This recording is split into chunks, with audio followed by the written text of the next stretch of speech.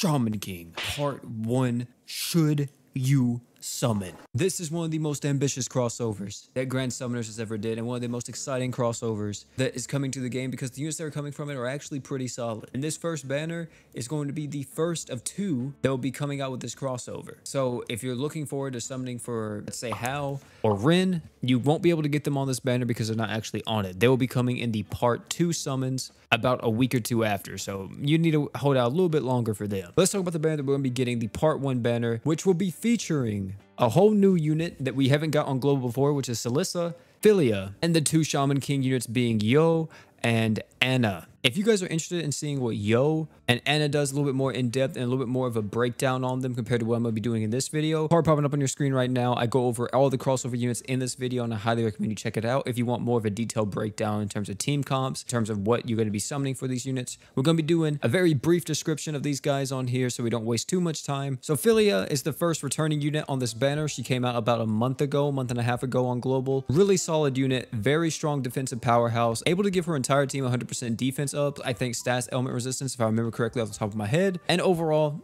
a solid unit, decent. If you ever need a user for a specific piece of content, she'll probably excel in that. Now talking about our first new unit, which is going to be Celissa, which is a Grand Summoners unit. It's able to reduce the enemy's evasion by 10% for 5 seconds. And then with her art, she's able to reduce the enemy's physical resistance and earth resistance by 15%, 1400 break. But if she's able to have 10 stacks of effort, she also will reduce the enemy's physical resistance and earth resistance by 15% still, but now it lasts for longer at a 12-second duration. And then the true art is a 40,000% earth damage physical. For 10 seconds, you increase all ally skill CT recovery by 100% and physical damage by 60%. However, if you have 10 stacks of effort, now do a 20-second buff instead of a 10-second buff. Her abilities is that each time you use your skill, you're going to be gaining 1 stack of effort. Effort increases your skill CT recovery by 10% times the maximum number of effort stacks you have, which goes all the way up to 100%. So if you use her skill 10 times, guess what? You're gonna have 100% skill CT. And she also has the same thing too, where when miasma area effect is active, increase arts over time effects by 50%. A lot of people were telling me in my last video, whenever I actually reviewed Ritz, that this was not specifically supposed to counter Aces, but was supposed to counter RTA whenever it finally comes out, because you're able to actually set a field effect. I didn't actually know that, but that is a thing. So if you want to kind of get some units and prepare for real-time arena, you know, she may be a pickup for you. Overall, I don't really like her kit too much. I think it's kind of lackluster and she's not like that crazy of a unit. Also, her slots are very weird. And the whole thing where she's like, I guess, lazy and she doesn't put in effort at all, you can definitely tell with how her buffs and stuff are. I don't really vibe with the kit too much. She may be cool to play around with, but I don't see her being used long-term for a lot of different people. Now we got the girl Anna. Now Anna is going to be ridiculous. She's able to reduce the enemy's damage, plus make your entire team ignore defense and increase earth allies damage by 50%. Also, she has a passive which increases fire and earth allies damage by 40%. Her slots are pretty solid. Overall, she's going to be a really solid and good offensive slash defensive sub attacker for mono earth. So if you are interested in actually using something like this, then I actually highly recommend that you try to get her, even though I think that she's a little bit on the lower side. I definitely think that she's probably the worst unit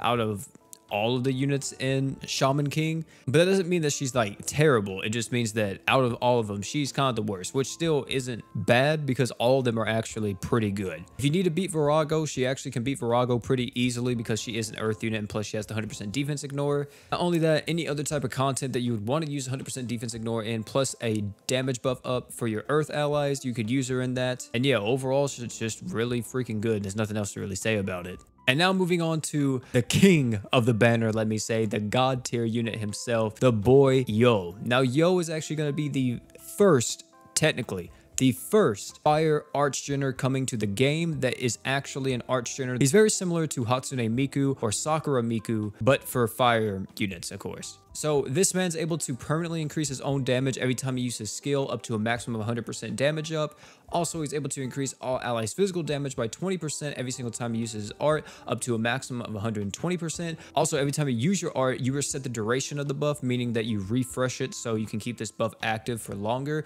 It does only last for 15 seconds seconds, but you being able to constantly refresh it will make it last practically endlessly if you want to do that. Of course, you can ignore this part of his kit completely if you're using him on mainly a magic team. And with his true art, he's able to increase all allies' arts by 4 per second and fire allies' attack by 100% for 20 seconds, which is just fantastic. His 2 abilities are when near death, you increase your damage by 10%, and you also increase damage resistance by 10% as well. And he has increased arts by 3 if he is unafflicted by any status elements. Yo, in the last video that I actually talked about him in, is that he's a beast, he's a monster, especially for any fire comp. You're gonna want to be using him because he's just so freaking good. He's gonna give a lot of team play to fire units finally, so they don't have to just rely only on Berwick's Archgen, because now you guys actually have a legit Archgener. His modifiers are really good, and overall I think he's gonna be a fantastic unit for mono fire, and I think he's gonna be a necessity to have for anybody that wants to build an actual good mono fire team. And not only mono fire, he can also be used on other teams as well, because his Archgen is really good. You don't need to just use him on mono fire. If you want to use him on something else just as an Archgener, you absolutely can do that, because he does have that physical damage up. He has a lot of different options, very versatile unit, really good. I would say the prize of the banner personally. So that is the first banner that is coming out to Grand Summoners for Shaman King. Now comes the question, should you summon or should you skip? I'm gonna be honest with you all. It's going to be really hard for me to tell any of you guys to skip or for any of you guys to maybe pass this guy up, but I'm going to break it down to you like this. We are currently in the Phantom Sniper saga for Grand Summoners. If you're new to the game and don't know what that is, we are currently in a arc, pretty much an event arc, let's say, that is called the Phantom Snipers. And with them is going to be coming a lot of different units. And the next unit to actually be coming out is Miranda. And Miranda is a fantastic unit, super strong, a tanking powerhouse on top of being a magic damage buffer. Not only that, after Miranda, we do have like Simon and then Dark Haruto and then everybody else like Priscilla and everyone. Not in that exact order, by the way, but you know, all of them are coming out as well.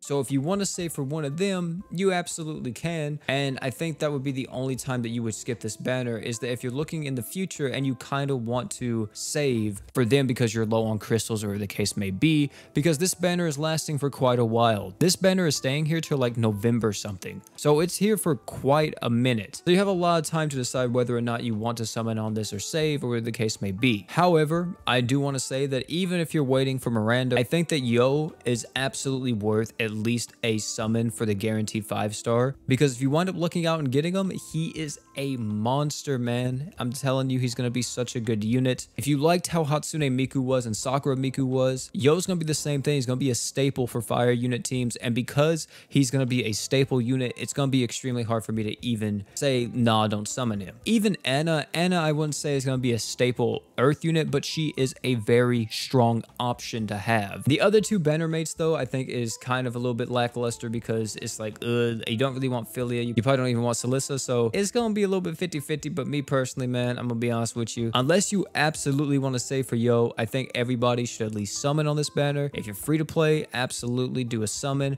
If you're a paying player, you know, summon on this banner, try to get Yo if you can, and then maybe stop. Or if you've been playing the game for a while, I do think no matter what, everybody should at least do their guaranteed on it. If you're re-rolling and you're summoning on this banner, I don't think Haruto's gonna be here anymore. This is probably going to be the prime banner to go on. And if you're asking if you should reroll for either one of these units, if you wind up getting Yo, then I think that's a really big plus. But at the same time, I want to say too that Shaman King is a crossover that is really appealing to veterans more so than new players, due to how the units are and how they work. They're a lot more in-game heavy or late game heavy units compared to early game units, and can just hard carry you. Yo is pretty freaking good though, even as a newer player, so you'll be able to get a lot of use out of him. But at the same time, I'm not 100% sure what even the reroll targets would be at this current point in time, but I would say if you get Yo, you're probably looking pretty good. Guys, that's gonna be it for this one. Thank you all for coming out. Tell me down below if you're going to be summoning for Yo or not, or if you're going to be saving for How. That's going to be it for this one, man. Thank you all again for coming out. Don't forget to like, comment, subscribe for more. And last but not least, you guys already know,